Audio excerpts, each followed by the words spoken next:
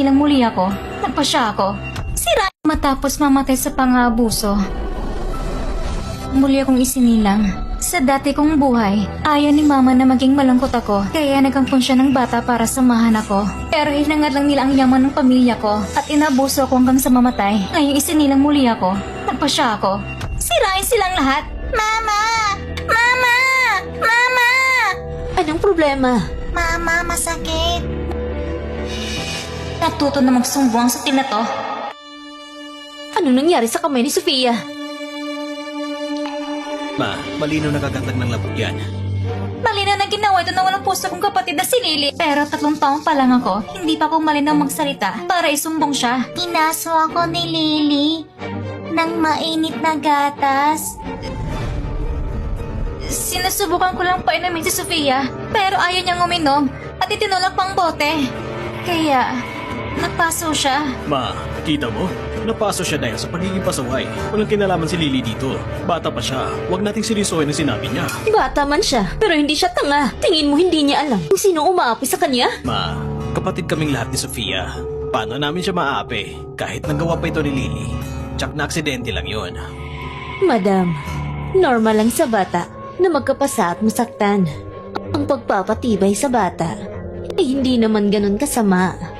At tapos akong mamatay nalaman kong si tita ang tunay na ina ni Lily. Ang planong patayin ako at kunin ang mana ko ay ideya niya. Lahat kayo ay makakakuha ng 16 million. Si Lily at ako ay makukuha ang 20 million. At ang mansyon na to, may reklamo. Wala na. Ma, salamat sa plano mo. Makukuha natin ang lahat ng pag-aari ni Sofia. Tsaka, si Miss Lily at ang mga senyorito ay inaalagaan si Miss Sofia. Hindi nila sasaktan si Sofia. Mama! Di sinadya. Tingnan natin. Ha?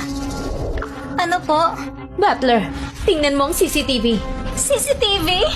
CCTV? Kailan? Kailan siya nagpalagay ng CCTV sa bahay? Nang isinilang ako, ang bahay namin na may camera maliban sa bahay at kwarto na may 360-degree coverage at walang blind spots. Sa dati kong buhay, kaya hindi binanggit ni mama ang tungkol sa camera ay dahil may tiwala siya sa kanila. Naniwala sa akin si mama. Hindi ko hahayaang may umapis anak ko. At hindi ko rin siya hahayaang mambintang. Ano?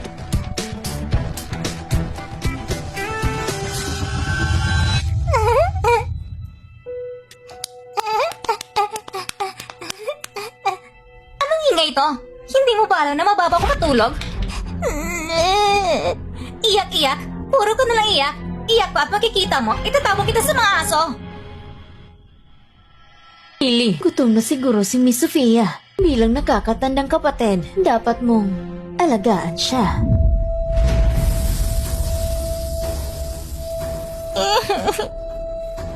Mama! Ang kulong tubig ito. Papasuin kita.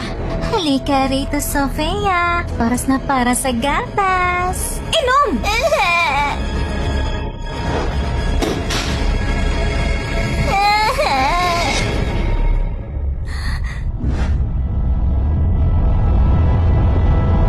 Langya ka! Nito mo ba alagaan ang kapatid mo? Wow! Grabe yun! Ang astig ni Mama! Mama! Masyadong malakas umik si Sofia at naabalang pahinga ko. Patawarin mo ko. Pangako hindi ko na ulit gagawin to. Pakiusap mo po kayong magalit. Tumayas ka. Bawal ka na sa bahay ng walker.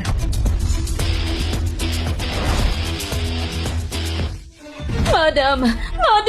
Kasalanan ko na hindi ko naalagaan ng maayos si Miss Sofia. Ako na lang ang parusahan mo. Bata pa si Lily. Nakiusap, patawarin mo siya. Ma! Naniniwala ako. Sinusubukan siya painumin ni Lily. Malikot lang siya. Kaya siya napaso. Ma, pakiusap. Huwag mong palayasin si Lily. Pangako, hindi na mauulit to. Tama. Kapatid namin si Lily. Bakit ba ang tigas ng puso mo? Oo nga, ma. Pwedeng siya ang umalis. Oh, aalis kayo kasama niya.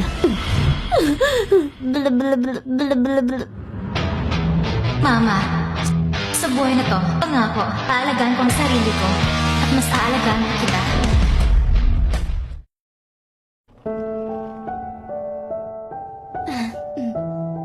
Ma, kaya ko na kumain mag-isa. Napakabait mong bata.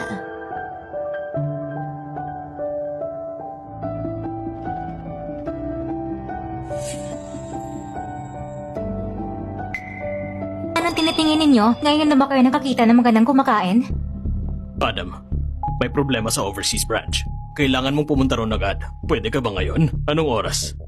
Ipapaliban muna natin. Nakaranas ng pagkabigla sa Sofia. Sasamahan ko siya ng ilang araw. Mukhang hindi naman siya nabigla. Huwag kayong makialam. Ito, kainin mo to. Napaka-cute. Madam, sabi ng direktor, dapat agad mong puntahan. Kasi kung hindi, babagsak ang stock. Ama, pumunta ka na. Kaya ko nang alagaan ang sarili ko. Napakaswerte ko na magkaanak ng katulad mo. Pangako ko sa'yo, babalik ako agad.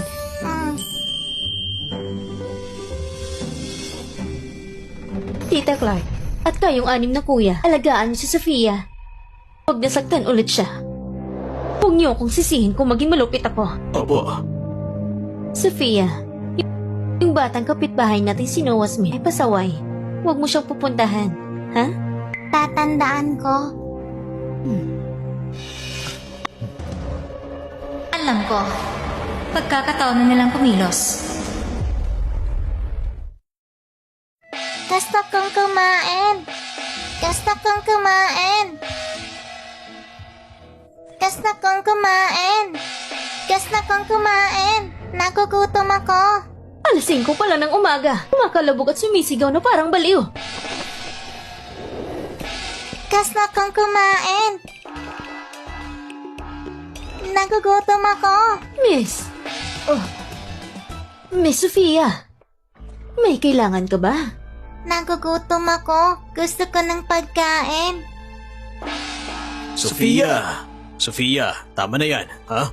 Sobrang ingay mo. Pero nagugutom ako. Kapag nagugutom ang bata, kailangan niyang kumain. Alas 5 pa lang. Anong sinasabi mong gutom? Pinaglalaroan mo lang ata kami. Tama! Sinasadya kong paglaruan kayo. Sa dati kong buhay, kapag wala si mama sa bahay, sinasadya ninyong gutomin ako. Ngayon, gagawa ng paraan para makakain ng maayos.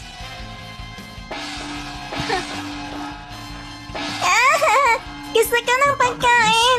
Gusto ko ng pagkain! Gusto Tama ko na ng yan. pagkain! Gusto kong kumain! Gusto kong kumain! Pagkain! Pagkain! Kailangan ng pagkain! Gutom na ako! May kamera din kaya rito? Gutom na ako! Ganito na lang. Gagawa ko ng umagahan mo. Ayos? Magpahinga na ulit kayo. Sige na. Gagawa ko ng pagkain mo. Baboy ka ba? Kumakain ng marami. Ha? Gumingiti ba siya habang iniinsulto ako? Ang baho! Kain. Bilisan mo. Walang kwentang bata. Ang kapal ng mukha mo. Iniinsulto mo talaga ako. Baho!